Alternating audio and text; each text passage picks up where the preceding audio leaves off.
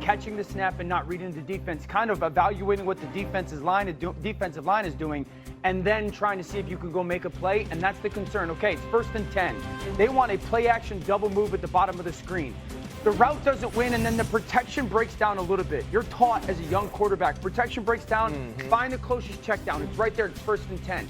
He gets to like the 4th part of the progression backside. That's not really part of it. Get the ball out of your hands. 2nd and 9. This is a spot concept up top. Flat, spot route, and a corner. It goes 1, 2 to 3. That defender tells you what to do with the football. If he goes out, you throw it inside. If he goes in, you throw it outside.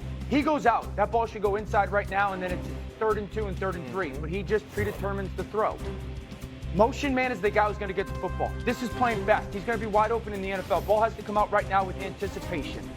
Shedeur moves slowly, kind of trying to see what's going on, and then that creates that sack fumble. So a lot of the stuff that we just saw in college is a big deal. This ball gets snapped at the 48-yard line. Defense has won the rep. Play is dead. Throw the ball away. Yep. It's 1st down. But instead we run, and it's a 2.5, 3-yard loss. So instead of being 2nd and 10, we're 2nd and 13. We're dead. Again, here's the opportunity to throw the juke route. Hold, scramble. So some of those things that I was and others were concerned about on the college tape showed itself again. This is not the end of the world, though. This is part of his development in becoming a potential starting quarterback. Greeny, that's exactly right. Like, if you said it was an A- against the Panthers, that was probably a C-. I agree with what Dan saw as well. But that's a rookie quarterback development. And look, likely he's not going to be the backup. But what I would be saying to Shedeur and Dillon Gabriel is, guess what? This is in pencil. So every week matters, every practice matters, every quiz matters. And a lot of those things can and should get cleaned up. Let me say, yes, I agree with that. But if we're just taking the preseason games and the tape that we have, the body of work between Dillon Gabriel and Shedeur Sanders on tape isn't close. Dillon Gabriel plays at NFL speed, and right now, with the body of work that we have seen, Shedeur isn't there. I agree with that, but I would also say it's August 25th, and we're going to develop you and try to get you better because, to RC's point, we saw a lot of great things at Colorado. His tempo has to get dramatically better, but I have seen rookie quarterbacks improve their tempo, and that's... Mike T, look at that stat from Hembo. His average time to throw was 4.5 seconds. Yeah, it's really good. It's really bad, right? That's a ridiculous. Honestly, but the thing is this, right? Both of these players have played a tremendous amount of football. Right. And I remember last year when Bo Nix came out of Oregon, we talked about all the easy throws Oregon creates. Right. The level of the skill players that are around him. And then we watched Bo Nix acclimate to the NFL game extremely quickly. I see a lot of those same traits in Dillon Gabriel. He gets the football out of his hands. He takes the throw that's available to him. He plays on time. And part of whether or not you get an opportunity to get on the field is the people that you're competing against. And I don't mean this in any disrespectful way to Shedeur, because I'm not only a fan, it's somebody I want to see succeed. He doesn't play this year unless everybody gets hurt. If all of these players don't get hurt, I expect that they all get an opportunity to start a game before Shedeur Sanders. Let me get Shefty in here. So what should we now expect? The preseason is now over.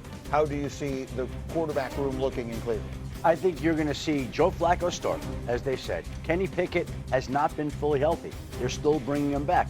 It would seem to me, based on that Dillon Gabriel very well might be the number 2 quarterback for the Browns' opening game against the Cincinnati Bengals. And again, all this talk about Shedeur, we might not see any more tape of Shedeur until late in the season, if we see any more at all. The next tape we might get on him might be in training camp 2026. And remember this, too. All the people talking about the sabotage because of the offensive line he played with. He played with the offensive line that is set on the same tier of the depth chart that he is because he was a 5th-round pick. Correct. The part of the reason for the disconnect is that we view him a certain way, and what has been demonstrated is that, for the most part, all 32 NFL teams carry 4 quarterbacks heading into the season.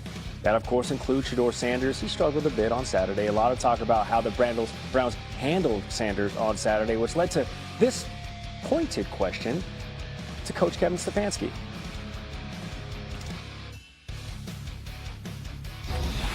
Can you address this sort of persistent narrative that that you're trying to sabotage Shedeur Sanders, especially after yesterday and not putting him in for the 2-minute? Yeah, obviously, I don't concern myself with outside type of things, but I'm committed to his development, just like all of our rookies. So we'll continue to focus on getting our guys better, and that's what we'll stay committed to, and that's what's important to me. Well, whoever it is, they got to play their best ball at the start of the season, because we showed a graphic earlier. The Browns, their first 6 opponents, 5 of them went to the playoffs. The only one that didn't, their week 1 opponent, who is the Cincinnati Bengals, as Mike Tannenbaum joins the program. Mike T, is it a mistake for Cleveland to carry 4 quarterbacks heading into the start of the season? Yes, it is, Gary. Good morning. When we look at what happened last year, 18 teams kept 2 quarterbacks, 13 teams kept 3. Ironically, Cleveland kept 4 initially. And when you're in a rebuild mode the way Cleveland is, you're going to lose a good young player you want to develop if you keep 4 quarterbacks. So it would be highly unusual if they would do that. All right. In that case, though, because it seems like that's what they're leaning towards with 10 days to go to the start of the season, which team should Cleveland be calling about a potential quarterback trade if that was in the cards? Gary, 2 teams stand out. The Las Vegas Raiders, who unfortunately just lost Aiden O'Connell, who's the backup to Geno Smith, and the Dallas Cowboys. So much has been made about Micah Parsons, but Joe Milton has been up and down this preseason. Cooper Rush went to the Ravens, and Kenny Pickett is an ideal backup quarterback. Number 8, we're looking at him right now. He was hurt for most of the preseason, but he's a former first-round pick who's a veteran. So if I'm Las Vegas or if I'm Dallas, Kenny Pickett is a market upgrade in terms of he could come in and be your backup quarterback for the 25 season. And then Cowboys fans can say, hey, look, we have a Super Bowl winning quarterback